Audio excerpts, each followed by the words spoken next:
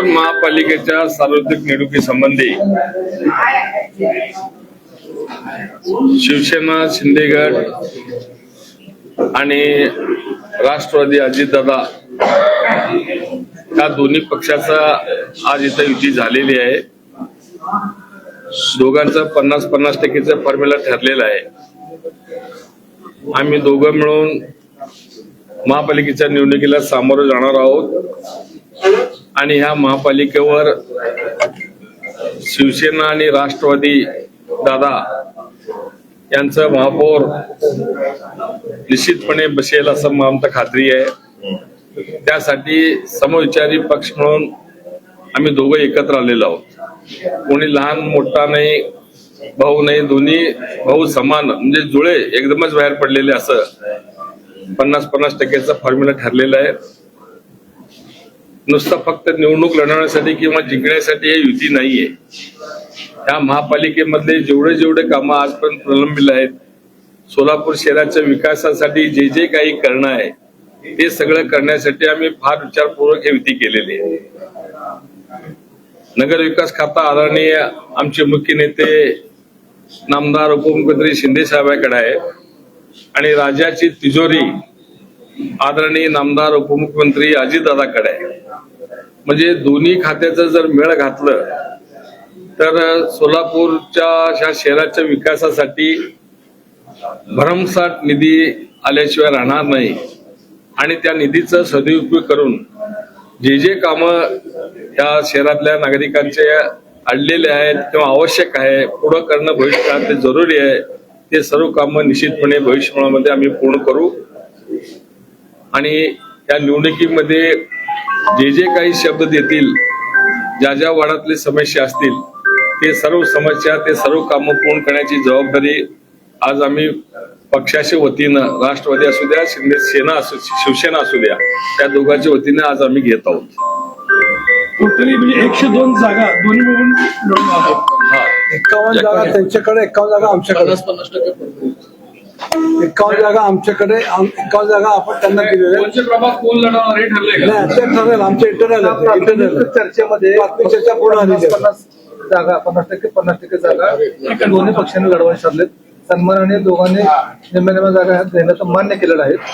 आता सोलापूरच्या विकासाच्या दृष्टिकोनातून आम्ही सर्वजण एकत्र बसून हा फॉर्म्युला काढलेला आहे। त्याच्या पुढची प्रक्रिया जे प्रभागाच्या संदर्भातले असेल, कुठले प्रभाग सोडायचे असेल ते नंतर आम्ही थोड्या वेळात बसून आम्ही आज जवळपास 8 दिवसापासून आम्ही भाजपसोबत बोलणी सुरू होती, मात्र एका रात्रीत असं काय घडलं सगळीकडे बदल घेतली पूर्ण एका रात्रीत राज्यामध्ये भाजपनं आदेश बोलणं सुरू होतं, भाजपचे लोक पॉझिटिव्ह होते, पण एका रात्रीत काय बदललं सगळं?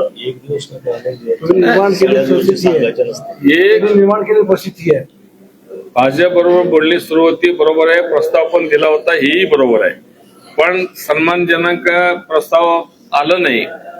एकदम आम्हाला फार कमी लेखण्यात आलं, एवढ्या जागा देतो तेवढ्या जागा देतो ह्याच्यावर करा म्हणले, आम्ही हे केलं नाही। किती जागा?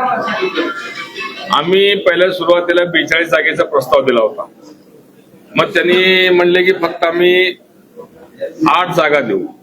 मग नंतर म्हणलं आम्ही नंतर आमचे जे सगळे आमचे जे जिल्हा प्रमुख लोक आहेत, अमोल शिंदे असतील, आपले अमर पाटील असतील आणि सचिन चव्हाण असतील, यांनी जाऊन परत त्यांना प्रस्ताव दिला। 30 जागेचा प्रस्ताव दिला आणि 26 जागा दिले तरी आम्हाला चालतं म्हणून असं आम्ही सांगितलं होतो, पण त्यांच्याकडनं काही प्रतिसाद आला नाही। पण नंतर आमच्या मुख्य नेत्यांना आम्ही विचारलो, मुख्य नेत्यांच्या आदेशानुसार म्हणले आता आपण दादा गटाबरोबर जाऊ। मग आम्ही सर्व दादा गटाच्या नेत्याला इथं पवार असतील, खडकम असतील, चंदनशिव साहेब असतील, बेरिया साहेब असतील यांची संपर्क साधला। मग आम्ही काल रात्री बोलणी केली आणि आज आम्ही बैठकीला बसलो। बैठकीला बसलं तर मग तू मोठा मी मोठा असं काही नको, आपण दोघं समान घेऊया म्हणून त्यांनी 51 जागा आणि आम्ही 51 जागा असा विधी ठरलेली आहे। भाऊ, आपण खरं तर स्वबळावर लढण्याचा निर्णय घेतलेला होता, मात्र आता 50% वाटेकरी तुमच्या सोबत आलेले आहेत। जे नाराज कार्यकर्ते असतील हे सगळे असतील त्यांना कशा पद्धतीने पुढच्या काळात समजवण्याचा प्रयत्न केला जाणार? निश्चितच आता या जे युती संदर्भातली प्राथमिक चर्चा झालेली आहे त्या संदर्भात आमचे नेते संपर्क मंत्री दत्तामा भरणे साहेब असतील, आमचे सहसंपर्क मंत्री अण्णासाहेब बनसोडे असतील, त्या दोघांची चर्चा झाली आणि त्या चर्चेमध्ये असं ठरवण्यात आलं की हा जो प्रस्ताव त्यांच्याकडून आलेला आहे शिवसेनेकडून, त्यांनी त्यांच्या नेत्यांकडून ती चर्चा झालेली होती.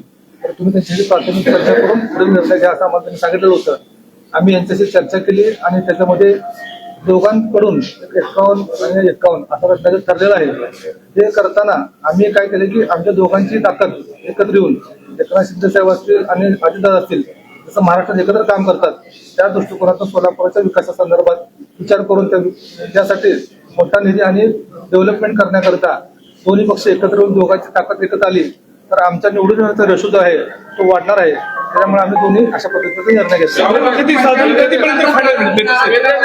कधीपर्यंत फंड आता जसं 50-50 जागेच केलंय तसं प्रभागातले असतील किंवा बाकीचे इच्छुक असतील ही आधी कधीपर्यंत फायनल साधारण संध्याकाळपर्यंत आज एमआयएम तुमच्या बरोबर यायला तयार आहे, तुम्ही एमआयएमला घेणार. एमआयएम तुमच्या सोबत यायला तयार आहे. त्यांचं असं म्हणणं आहे जी लोक महंत रामगिरी महाराजांना समर्थन देतात त्या शिवसेनेसोबत जर युती होत असेल तर आम्ही त्यांच्या राष्ट्रवादीकडनं निवडणूक लढवणार नाही अशा पद्धतीने त्यांनी पत्रकार परिषद दिली. आम्ही आता जाहीर केलेलं आहे की आम्ही सोलापूर शहरातल्या विकासाच्या दृष्टिकोनात आम्ही एकत्र आलेलो आहोत आणि आम्हाला एवढी खात्री आहे की बहुजन समाजाचे सर्व घटक आमच्यासोबत ताकदीने आमच्यासोबत राहतील. घरांची काय समजूत करण्याचा प्रयत्न करणार आहेत का? त्याची जे आमच्या नाराज समजावून सांगू त्याचं काय अडचण नाही. साहेब एमआयएम तुमच्या सोबत येणार आहे का किंवा त्याची बोलणी सुरू आहेत का? नाही अजून काय बोलणी झालं नाही. एमआयएम तुम्हाला भेटून गेला असं समजतं. नाही कोणी नाही. बापू काय सांगाल? सोलापूर महानगरपालिकेत आज राष्ट्रवादी काँग्रेस शिवसेना यांची युती आमच्या वरिष्ठ नेत्यांनी आता डिक्लेअर केली. समसमान जागा या फॉर्म्युल्याने आम्ही सोलापूर महानगरपालिकेच्या इलेक्शनला सामोरे जाते. तुम्हाला सगळ्यांना माहिती आहे महाराष्ट्र राज्याचं संवेदनशील नेतृत्व एकनाथजी शिंदे साहेब आणि अजितदादा हे धाडसी नेतृत्व या दोघा जर एकत्रित येऊन या महापालिकेमध्ये आमची जर सत्ता या महापालिकेत लोकांनी आणून दिली तर तुम्हाला माहिती आहे निधी तर कोणता कमी पडणारच नाही. पण आपल्या विकास कामं रखडलेली सगळे विषय आपल्याला मार्गी लावण्यात यशस्वी होणार आहोत आणि हे इलेक्शन भारतीय जनता पार्टी याच्या समोर आम्ही दोघं मिळून प्रचंड चांगल्या ताकदीनं लोकांसमोर जाणार. भाऊ मनोहर सपाटेंनी आपल्या पक्षात येण्याची इच्छा व्यक्त केलेली आहे आणि त्यांना प्रवेश दिला जाणार आहे का? त्यांनी पक्षात येण्यासाठी जी इच्छा व्यक्त केली त्या संदर्भात आम्ही त्याला स्पष्ट सांगितलं की वरिष्ठांशी चर्चा करून आम्ही तो निर्णय घेणार आहोत तर आम्ही ते घेणार नाही. थँक्यू.